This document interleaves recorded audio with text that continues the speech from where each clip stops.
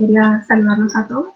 En esta ocasión les tengo este pequeño tema, que es trauma torácico. Creo que es muy importante que nosotros podamos identificar las etiologías o las entidades patológicas que nos pueden causar un trauma torácico. Primero porque estas, como veremos más adelante, comprometen mucho y de forma muy rápida la vida del lesionado. Entonces, en muchas ocasiones va a ser necesario que nosotros hagamos una intervención temprana para mejorar la sobrevida. Entonces, comencemos. ¿Qué es el trauma de tórax? Las guías clínicas de nuestro país la definen así. Es la injuria traumática que compromete las paredes de la caja torácica y su contenido. Su contenido, como sabemos, son pulmones. Jenny. Hola. Disculpe, mil disculpas que le interrumpa. ¿Cree que se puede acercar un poco más el micrófono para que se escuche mejor? Por favor. Ok, ¿me escuchan aquí? Los demás pueden poner en mensaje si gustan, si se escucha bien, por favor.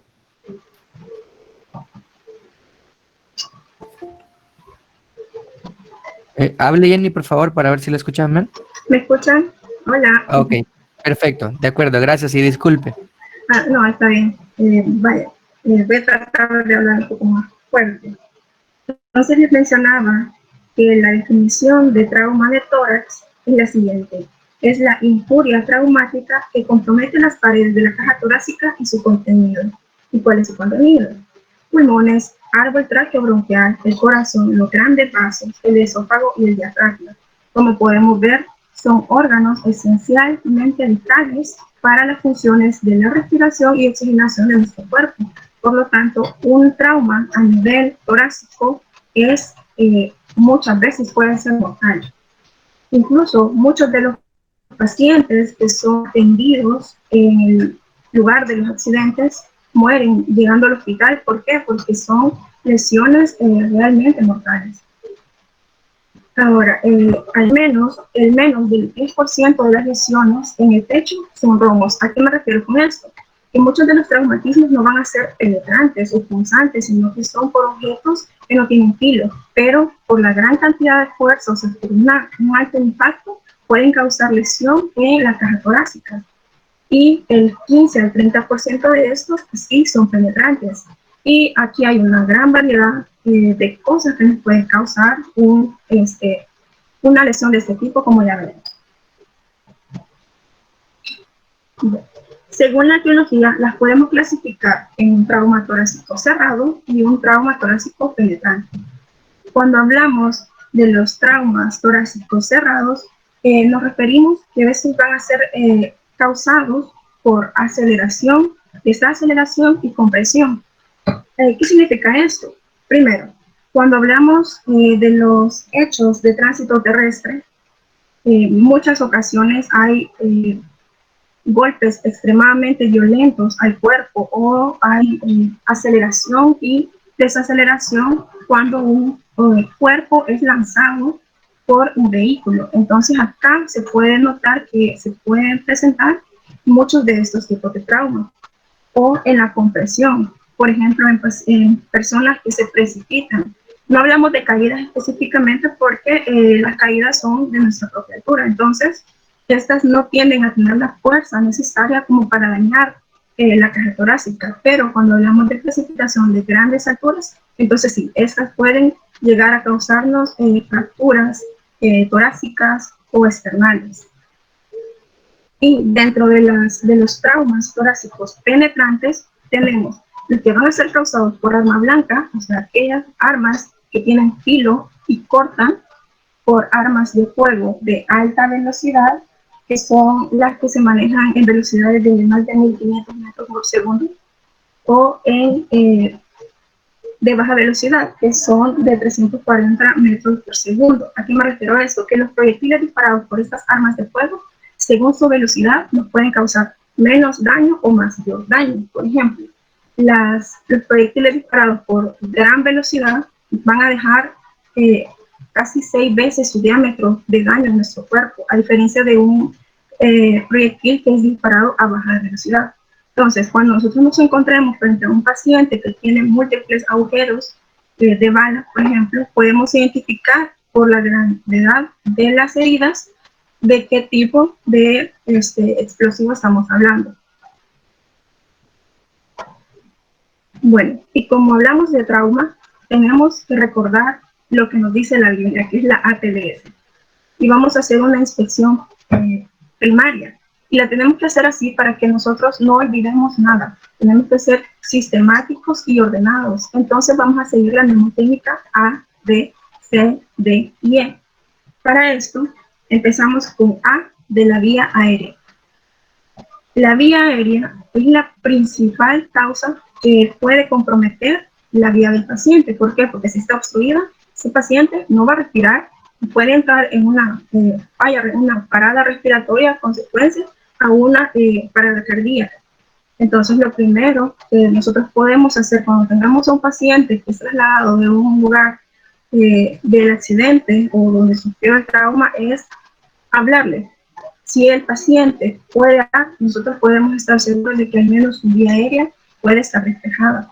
Si él no puede hablar, entonces es necesario que nosotros verifiquemos qué es lo que nos está obstruyendo.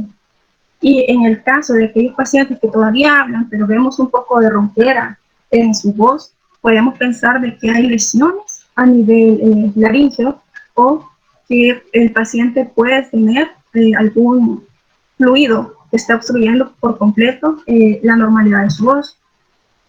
Ahora, el paso 2. En este es la de breathing o ventilación. En este podemos identificar observando la expansión de la caja torácica, porque lo que queremos ver es si el paciente está respirando. Y esto lo va a hacer por medio de los movimientos de contracción en la inspiración y la expiración.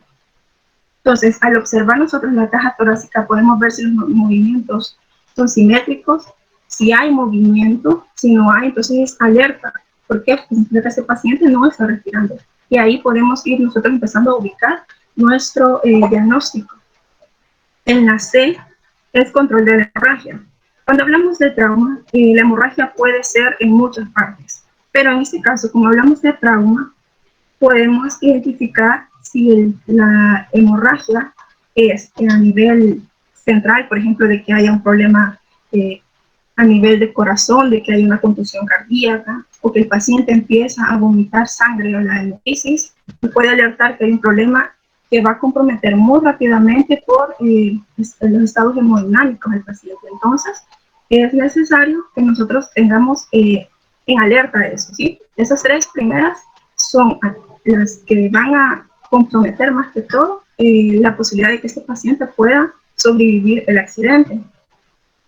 En la D de déficit neurológico, esta la podemos hacer por medio de la escala de Glasgow. Le preguntamos al paciente, vemos si hay reacción, si hay movimientos, y a veces el paciente puede estar inconsciente, entonces esto nos va a alertar de que nosotros tenemos que apurarnos al momento de realizar una estabilización de la vía aérea. ¿Por qué? Porque el paciente está inconsciente y podría empeorar su pronóstico. Y en la E de exposición, recordemos que muchas veces nosotros no vamos a estar presentes donde se llevó a cabo el accidente. Entonces, para esto debemos desvestir al paciente por completo, porque muchas veces nosotros vemos lo primero, lo más llamativo, el trauma de tórax, pero tal vez hay otra región que está también traumatizada, entonces no intentamos a un paciente politraumatizado. Entonces es importante que desvistamos, examinemos bien la totalidad del cuerpo del paciente. Ahora, en el trauma de tórax vamos a encontrar una gran variedad de signos y síntomas comunes, pero si hay unos u otros, eso nos puede indicar la patología o etiología a la que nos vamos a enfrentar. Primero, los movimientos paradójicos de la figura torácica. Ya les voy a enseñar una imagen para que entiendan a qué me refiero con esto. Pero básicamente, cuando nosotros hacíamos el paso 2 de observar la ventilación, podemos ver que el tórax tiene movimientos asimétricos. Y esto nos puede indicar de que se trata de un tórax inestable, por ejemplo. O si al auscultar al paciente escuchamos que no hay murmullo vesicular, que para los que tal vez no lo han visto aún, ese es el ruido normal que ejercen los pulmones cuando ejercen la respiración. El ciclo respiratorio, ese ruido normalito que escuchamos, es el murmullo vesicular. Y si no lo encontramos en un hemitórax, podría incluso estarnos diciendo de que hay un neumotórax. Hipotensión, esta es importante al nivel, cuando evaluamos el nivel circulatorio. ¿Por qué? Porque podría estarnos diciendo que el paciente está entrando en un shock, ya sea por pérdida de sangre, o sea, que hay una hemorragia, o por falla cardiogénica, en la que puede presentarse, por ejemplo, la taquicardia. Luego, algunos pacientes pueden presentar tos o hemoptisis, que nos puede indicar que hay una lesión a nivel de las vías aéreas superiores, y eso puede estar provocando una obstrucción. Luego, disnea. La disnea va a ser uno de los signos que vamos a ver más que todo al final del cuadro, o sea, cuando el paciente ya está bastante complicado, este signo se presenta. Entonces, nuestro trabajo es evitar que el paciente llegue hasta ese punto. Dolor. Los pacientes que están conscientes refieren dolor o inquietud por el mismo malestar. La cianosis, de los últimos también que se logra identificar, y las yugulares ingurgitadas. Yo les voy a mostrar una imagen para que ustedes se la graben. O sea, si ustedes ven esto, que rápidamente les indique de que hay algo que está obstruyendo el retorno venoso. Y como ven acá, si ven en la primera imagen, tenemos la caja torácica normal. Entonces acá vamos a encontrar esas tres costillas que están fracturadas en 2 puntos. 1 punto, 2 puntos, 1 punto, 2 puntos. Entonces, cuando el paciente inhala, esto va a crear que el resto de la caja torácica se expanda, o sea, se hace más grande. Pero la región que está fracturada de las costillas se va a hacer hacia adentro. Entonces, si se fijan, o sea, no es un movimiento simétrico, sino que es asimétrico. Lo mismo sucede en la exhalación. Son movimientos contrarios. En la exhalación, si ven acá, el dibujito del tórax está más pequeño, se contrae, pero la región lesionada se extiende. Entonces, esto impide una buena ventilación pulmonar y nos puede llevar a que el paciente entre en un estado de shock. Y esa es la imagen que les decía que deben recordar, que son las yugulares ingurgitadas. Si ven, hay una evidente distensión de la yugular y hasta se logra ver un poco el color verdoso por el tono de piel de la paciente, pero eso nos puede indicar que hay una taponada o algo que está obstruyendo el retorno. Y este paciente rápidamente se nos va a complicar. A ver, cuando hablamos de trauma, como les había mencionado, tenemos que ser sistemáticos. Así que vamos a dividir los temas a ver en esta ocasión así. Primero, los que nos van a obstruir la vía aérea, los que nos van a obstruir la ventilación y los que nos van a provocar problemas en la circulación. El doctor Castillo mencionaba esta neumotécnica para que nosotros nos organicemos, que era el HOT-NEU. ¿Qué significa esto? La H por hemotórax. A la cabeza, primero, podemos pensar que el paciente está con un hemotórax. Luego, la O, una obstrucción de la vía respiratoria. La primera T, al tórax inestable. La segunda T, al taponamiento cardíaco. La NE puede ser un neumotórax a tensión y la NA, un neumotórax abierto. Entonces, cuando nosotros veamos un paciente que está con un trauma torácico, podemos pensar en esto. No es necesario que nos aprendamos todas las patologías necesarias, todo el capítulo del trauma de tórax, pero con que nosotros podamos identificar el HOT-LENA, nos puede ayudar a salvar al paciente, porque estas lesiones son las que van a comprometer de forma más rápida la vida del paciente.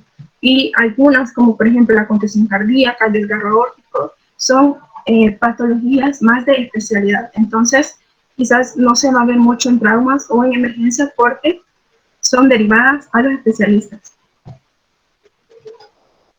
Entonces, comencemos con la vía aérea. Como teníamos obstrucción de la vía aérea, les había mencionado que lo primero es verificar que no haya algo que esté evitando que el paciente respire. Esto puede ser una inflamación por un golpe o hemorragia o incluso vómito que el paciente aspira y esto interfiere con el intercambio de gases. Y varios mecanismos pueden producir este problema, una gran cantidad realmente. Pero acá les pongo algunos ejemplos.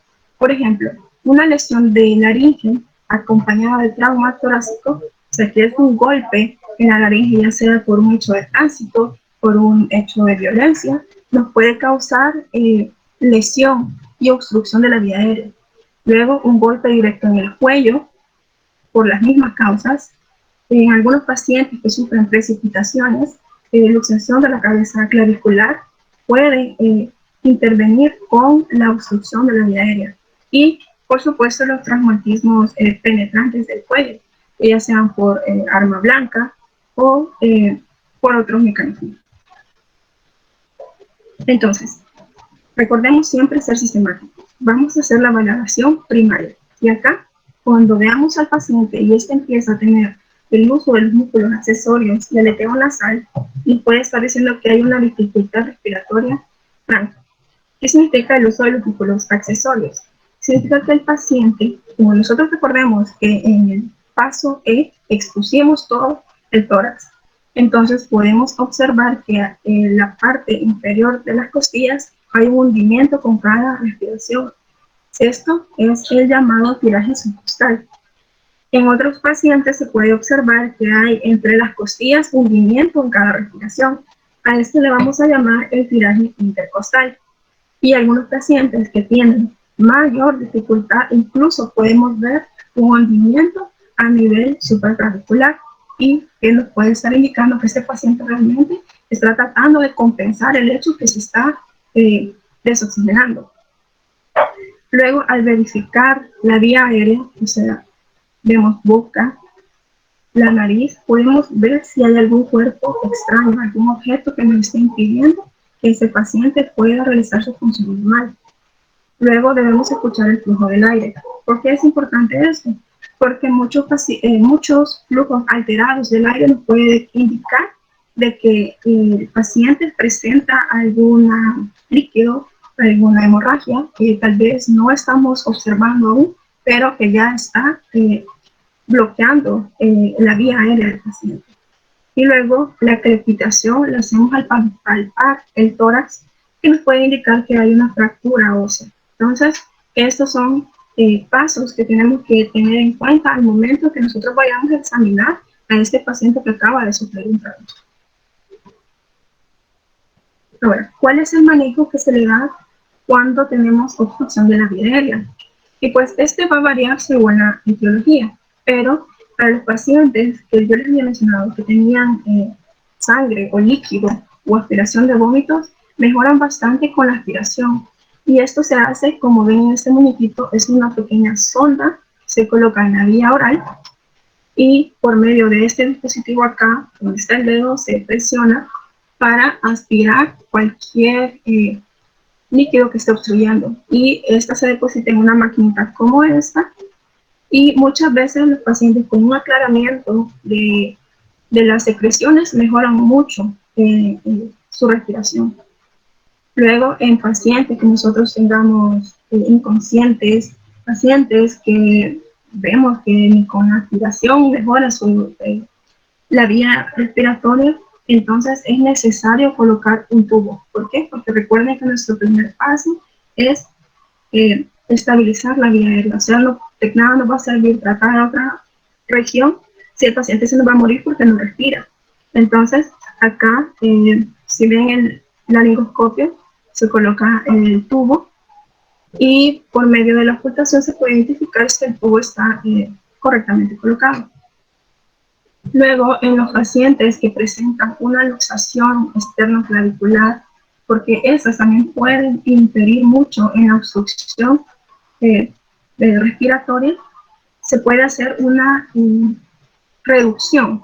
Digamos que esto se puede hacer de forma inmediata, como un tratamiento específico que se puede usar en el momento, pero que a largo plazo va a necesitar el paciente, por ejemplo, una intervención por ortopedia o por trauma. Entonces, lo ideal, si nosotros ya identificamos que hay un defecto en la región articular externo-clavicular, o sea que en esta región, que es la región delantera, No nos vayamos a equivocar con las otras articulaciones. Acá lo que hacemos es, mediante la extensión de los hombros del paciente, se agarra con la clavícula, como nosotros en la palpación sentimos que está como protruida. Entonces colocamos una abrazadera con una toalla o con una pinza de anillo, y esta se sujeta al momento que el paciente se coloca en una posición supina. Entonces lo que se hace es que con la mano, o sea, una vez hemos ubicado la cabeza de la clavícula, esta se reduce con la mano. Entonces lo que hacemos es como un movimiento para colocarla nuevamente donde originalmente debe estar. Y luego se le puede colocar al paciente algún vendaje en cruz para evitar que la luxación se vuelva a producir y esta vuelva a presentar una obstrucción de la vía respiratoria. Luego, el paso 2, que era la ventilación, vamos a tener diferentes entidades. Y en esta quiero que presten atención porque a veces tienden a confundirse y el manejo inmediato es muy importante. Entonces tenemos el primero, que es el neumotórax a tensión. El neumotórax a tensión se va a desarrollar cuando hay una pérdida de aire, que es como un mecanismo de válvula, pero es unidireccional, o sea que el aire se nos está, o sea, el aire no puede pasar de adentro hacia afuera en el pulmón, entonces solo se nos está acumulando adentro. Y como ven acá, la gran cantidad de aire que se colecciona en la pleura nos va a causar que haya una tensión sobre el pulmón. Entonces, esto nos va a causar una franca dificultad respiratoria. Esto es muy importante. Recordemos de que este tipo de neumotórax es realmente letal. Entonces, debemos saber identificarlo. Los signos y síntomas que vamos a encontrar en estos pacientes son, primero, se van a quejar de dolor torácico. Segundo, vamos a notar que ellos tienen una dificultad respiratoria con falta de aire. Taquicardia, esto es importante porque la taquicardia a veces no se presentan otros tipos de neumotórax. Puede haber hipotensión. Cuando nosotros realizamos la percusión, podemos encontrar que hay una hiperresonancia o un timpanismo. ¿Por qué? Porque hay una gran acumulación de líquidos en una cavidad que no tiene tanto, una gran acumulación de aire, perdón, en una cavidad que no suele tenerlo, porque está ocupado por la pleura pulmonar. Entonces, también podemos ver que hay distensión de las venas del cuello y hasta cianosis, como había mencionado, como una manifestación tardía. Ahora, ¿qué vamos a hacer en estos pacientes? Recordemos que este es una patología que les da pocos minutos. Si no se trata, el paciente va a morir. Entonces nosotros al hacer la palpación o incluso con la inspección, tratamos de ubicar el segundo espacio costal. Eso lo podemos identificar palpando la escotadura external. Entonces bajamos y donde encontramos una pequeña protuberancia lineal, vamos ubicando que sea el segundo espacio intercostal. Y ahí, en la línea medio clavicular, se coloca una aguja grande. Estas mencionaban que pueden ser de 5 centímetros hasta 8 centímetros y la mayoría de veces una de 8 centímetros logra el 90% de la resolución del problema. Y lo que hacemos, como ven acá, es introducirlo hasta el área donde está el aire acumulado y sacamos, en este caso es un catéter, para permitir que, recuerden que este era porque el aire entraba de forma unidireccional. Entonces, haciendo esto, nosotros convertimos el neumotórax a tensión a un neumotórax abierto, que es mucho menos peligroso que el primero. Entonces, el aire finalmente puede salir y esto evita que haya más constricción del pulmón y mejora un poco la ventilación. Entonces, recordemos, para el neumotórax a tensión vamos a utilizar una aguja grande y la vamos a colocar en el segundo espacio intercostal sobre la línea medio clavicular. para descomprimir, porque recordemos que el aire se está metiendo, pero no puede salir. Entonces, ese es el manejo adecuado y esto debe ser algo rápido, no debemos mandar al paciente a tomar una placa de tórax para poder identificar esto, porque si no se nos va a morir. Ahora, cuando les hablaba del neumotórax abierto, esto sucede por los mismos mecanismos. Hay lesión en la caja torácica. Entonces, tenemos que hay un equilibrio entre la presión intratorácica y la presión atmosférica, que esta se da de forma muy rápida. Si quienes recuerdan sus clases de fisiología, recordemos que la presión intratorácica es negativa. Entonces, esto lo que hace es que permite que el pulmón pueda expandirse normalmente, pero cuando esta presión iguala la presión de la atmósfera, el pulmón ya no puede hacer eso. Entonces, sucede lo mismo, el pulmón tiende a contraerse, por decirlo así, y evita la correcta ventilación. Entonces, el paciente va a presentar una franca dificultad respiratoria que no va a mejorar con el aclaramiento de la vía aérea, porque el problema está en el tórax específicamente. Entonces, el aire tiende a seguir el camino de menor resistencia, o sea, que al ver que aquí no hay aire, entonces el aire rápidamente va a entrar. Y en pacientes que tienen una herida bastante grande, hablamos, si pensamos en el diámetro de la tráquea, podemos hablar del 66% de ese diámetro, o sea, una herida cuyos bordes no se cierran, o sea, que nosotros podemos observar que hay un hoyo ahí, por decirlo así, podemos aplicar este manejo. Se coloca un cuadro de plástico o puede ser una gasa con vaselina. La gasa con vaselina va a evitar que el aire se escape y el plástico estéril nos va a funcionar como una válvula. Entonces, si se fijan, este plástico o este cuadro debe cubrir la totalidad de la lesión. O sea que no, si yo tengo la herida de acá donde ven la flecha hasta acá, no me va a servir de nada porque hay parte de la herida que queda de fuera. En cambio, si ven esta imagen, la herida está adentro del cuadro. Y en esta se procura dejar un espacio abierto, porque lo que queremos hacer es una válvula. Acá se han cubierto 4 espacios, pero si se fijan, en la esquina hay un espacio abierto. ¿Y para qué se hace esto? Bueno, cuando el paciente inspira, este tiende a expulsar el aire. Y el mecanismo es contrario. Por ejemplo, cuando este expira, o sea, cuando su caja torácica se reduce, el aire tiende a salir. Entonces, cuando inspira, el aire, el plástico funciona como una tapadera sobre el agujero o la herida de entrada. Y esto va a evitar que nosotros vayamos a convertir este neumotórax abierto a un neumotórax de tensión. Por eso no deben taparse los 4 lados, siempre debe dejarse un espacio para que el aire pueda salir. Entonces esto mejora bastante la ventilación del paciente, porque lo que estamos haciendo es una válvula artificial que es utilizada para la emergencia, ¿verdad? O sea, no va a ser algo que le vamos a dar al paciente hasta que le demos el alta. Eso es para manejo inmediato. ¿Y qué signos y síntomas vamos a encontrar en estos pacientes que tienen un neumotórax abierto?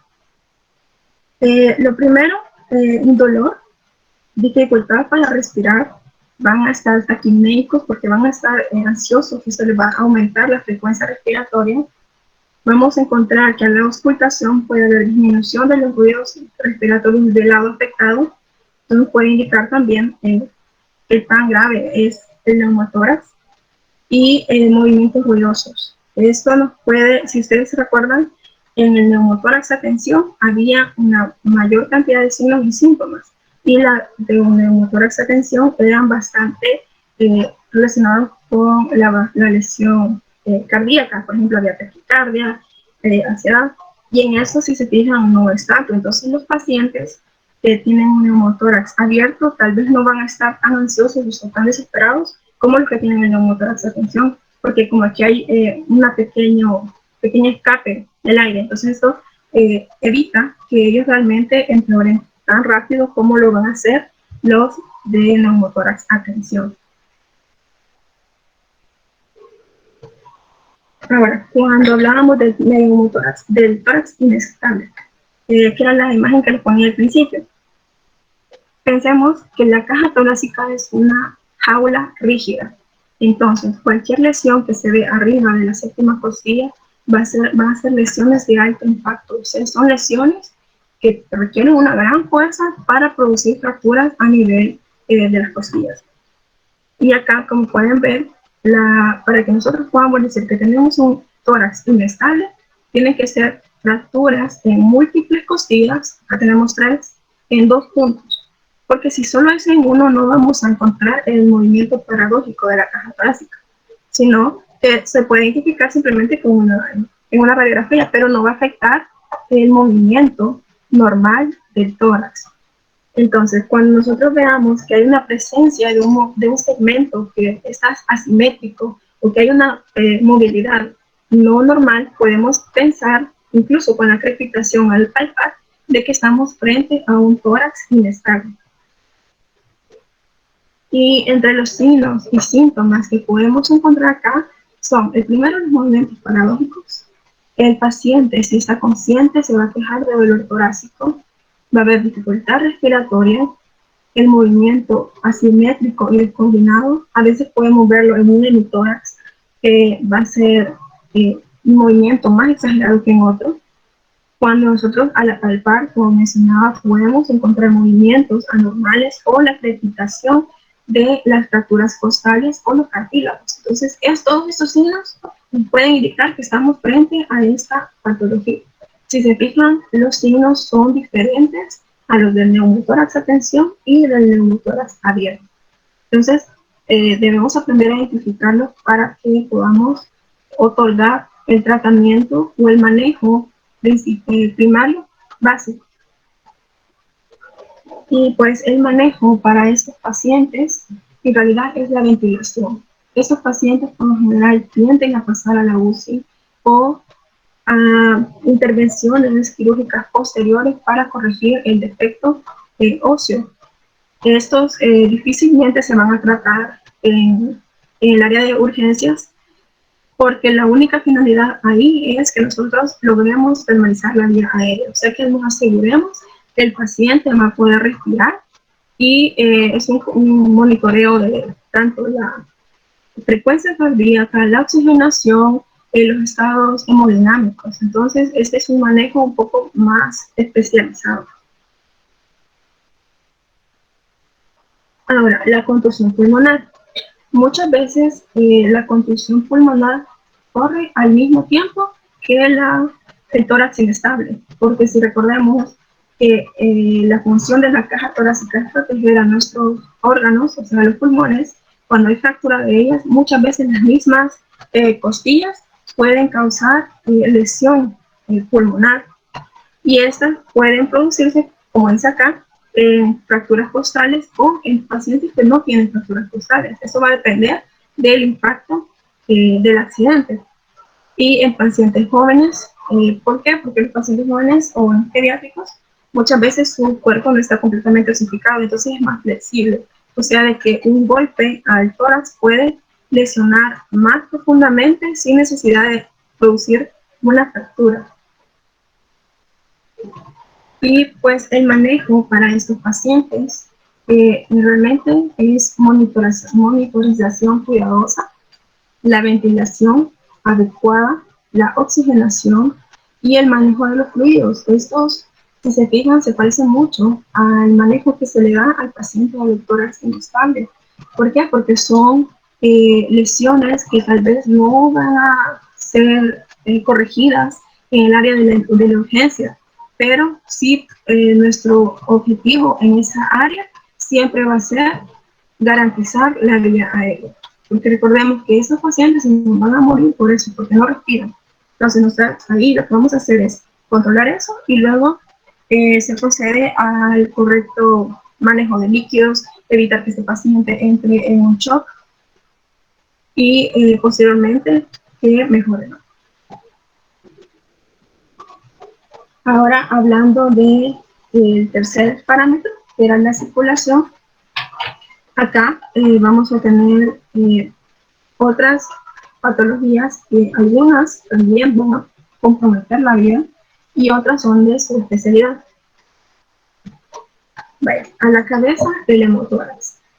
El hemotórax es la acumulación de sangre en el espacio pleural. Como pueden ver acá, esta se parece al neumotórax porque hay acumulación en la pleura, pero a diferencia del otro, esta va a ser por sangre. Y por lo general, cuando nosotros extraemos esta sangre, la cantidad tiene que ser menos de 1500 ml.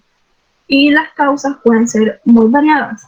Puede ser una laceración pulmonar, una ruptura de un vaso intercostal o de una arteria mamaria interna, cuando hablamos de golpe de alto impacto, un trauma cerrado o un trauma penetrante de algún objeto cortopunzante que llegó hasta lesionar un vaso y este se nos está desangrando dentro de la cavidad pleural.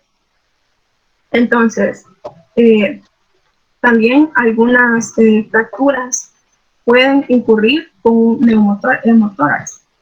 Y normalmente en algunos pacientes el sangrado cuando es poco, como aquí hablamos de hemotórax, o sea, menos de 1500, suele autolimitarse y no requiere intervención quirúrgica, o sea que no va a ser necesario que a este paciente le hagamos una toracotomía, pero hay un manejo específico para ello.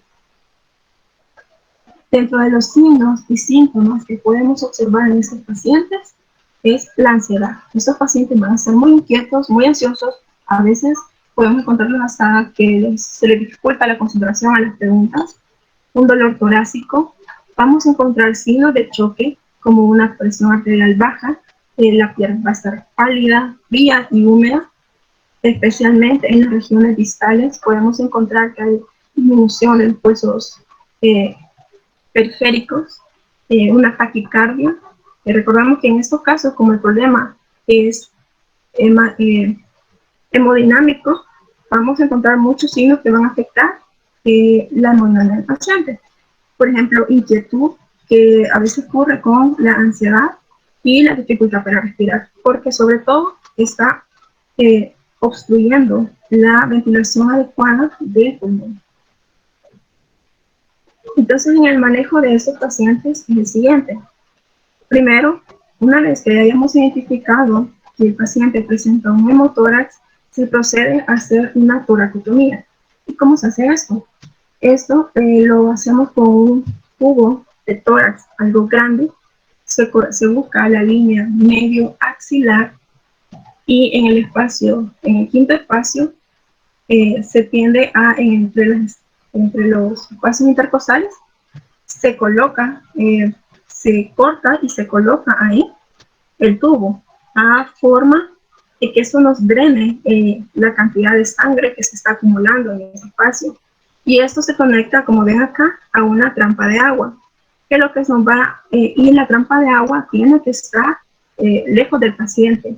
Lo preferible es que esté un poco más abajo del paciente, porque la gravedad nos puede ayudar a que no haya reflujo, o sea que la sangre que le estamos sacando no se nos va a volver a meter. Entonces por eso se coloca abajo y en trampa de agua, porque eso evitará que el paciente nos vuelva a complicar por la mala colocación del tubo. Entonces recordemos que nuestro objetivo es sacar esa sangre para que pueda haber una correcta expansión torácica.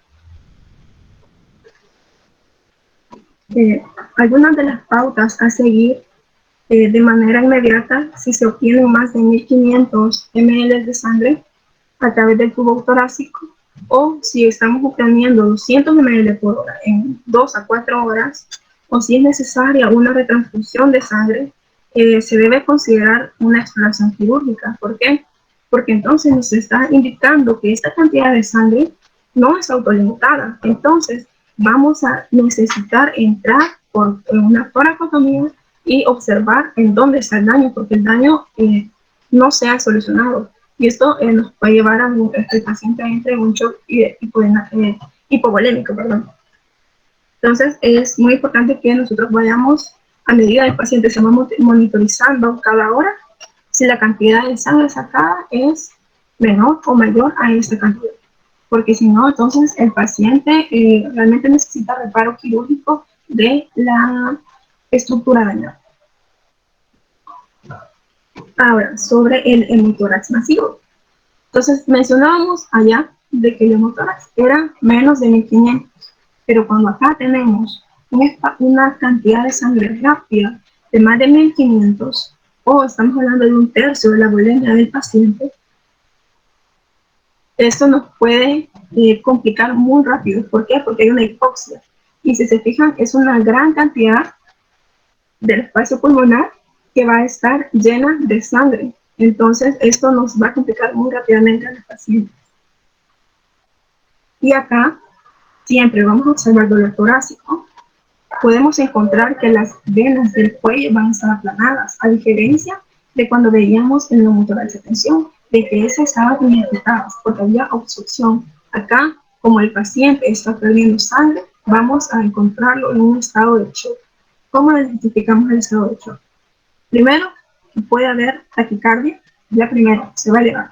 El paciente va a estar frío, húmedo, va a tener una respiración rápida, va a haber una bajada de la presión arterial. Esta es muy peligrosa, tenemos que estar pendientes de que esto no pase. Al momento de la auscultación, la ausencia de los fluidos respiratorios. ¿Por qué? Porque toda esta cavidad está llena de sangre, entonces no nos permite la correcta ventilación. Y cuando nosotros hacemos la percusión en estos pacientes, en lugar de escuchar resonante, podemos escuchar mate. O sea que va a ser como que estuviéramos frente a un órgano sólido, pero realmente estamos frente a una colección de sangre. Y pues el manejo es similar al manejo del hemotórax.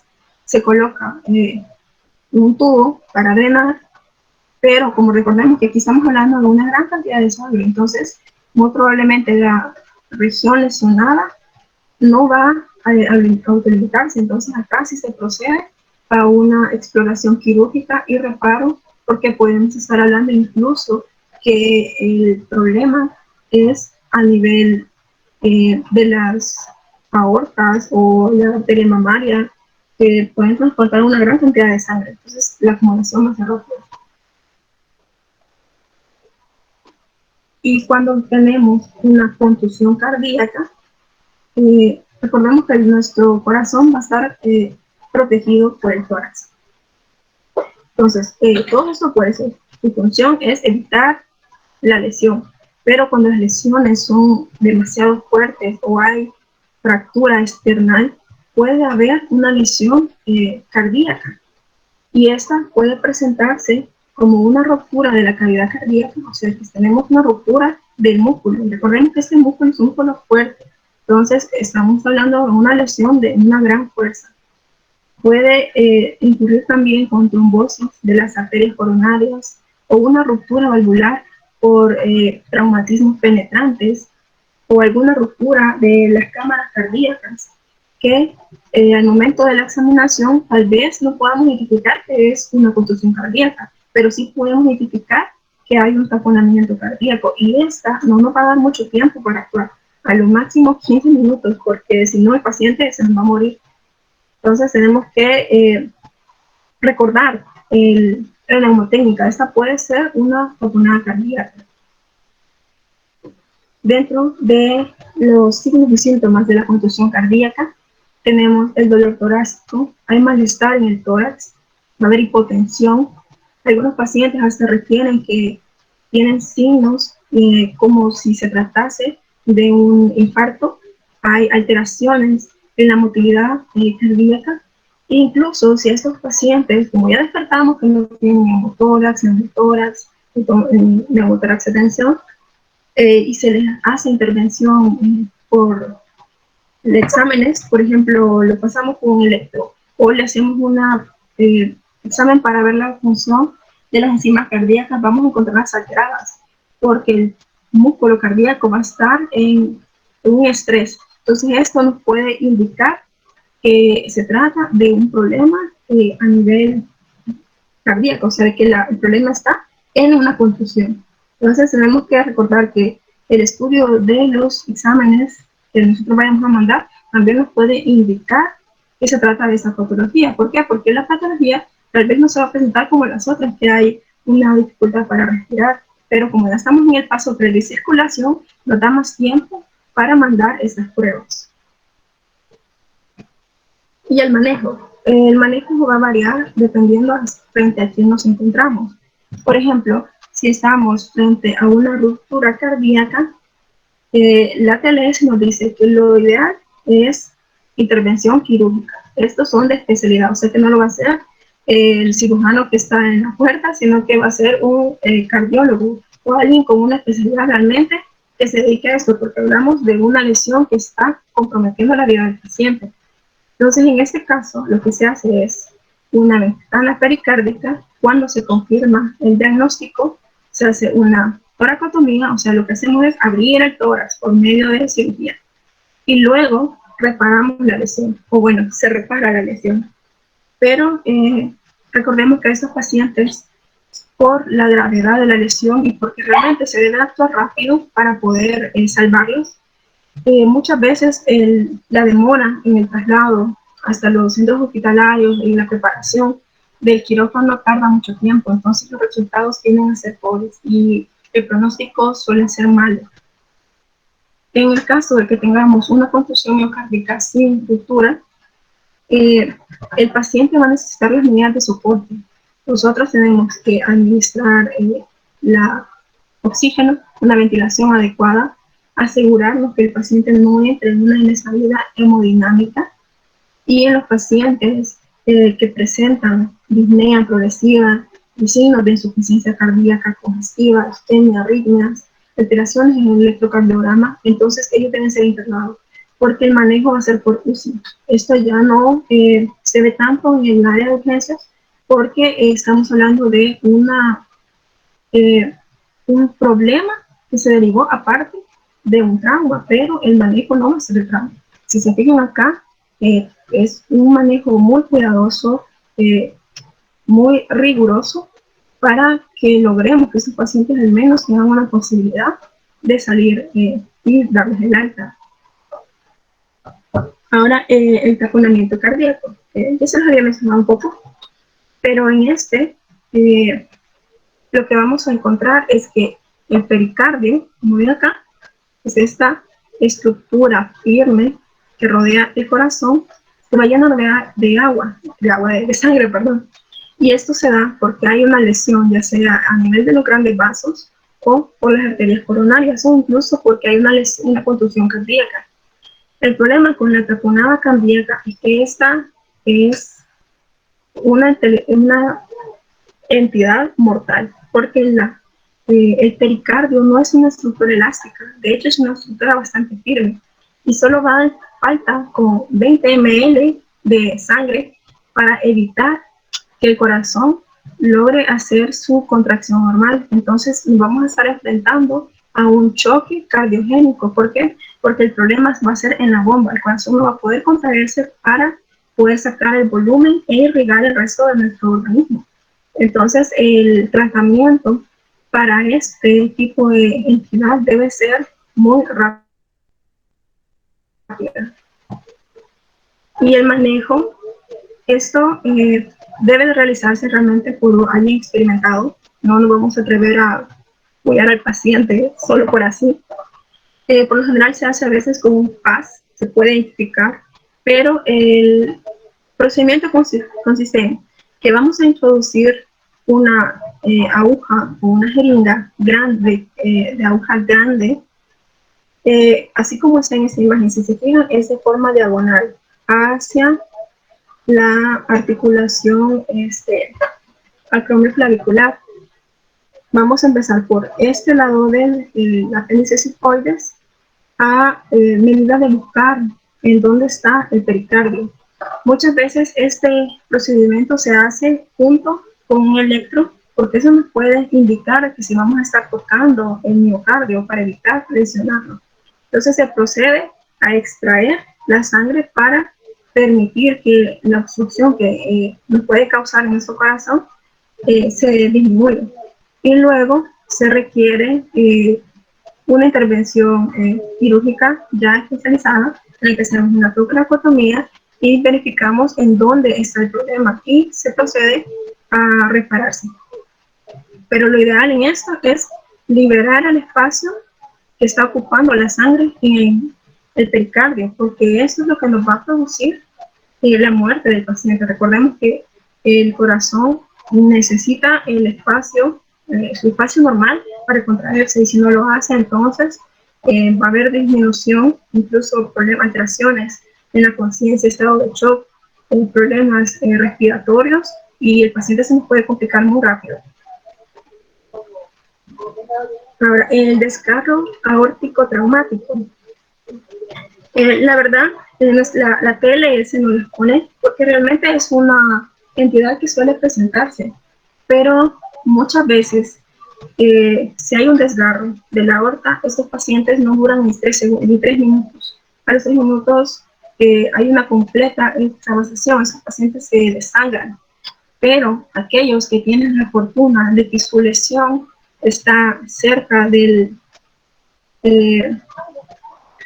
anillo aórtico, ellos pues tienen una posibilidad mayor de poder sobrevivir. Y en esto lo que se busca es estabilizarlo hemodinámicamente, porque sabemos que puede ser un paciente que se nos puede sangrar. Entonces empezamos con cristaloides o con hemoderivados para la intervención quirúrgica.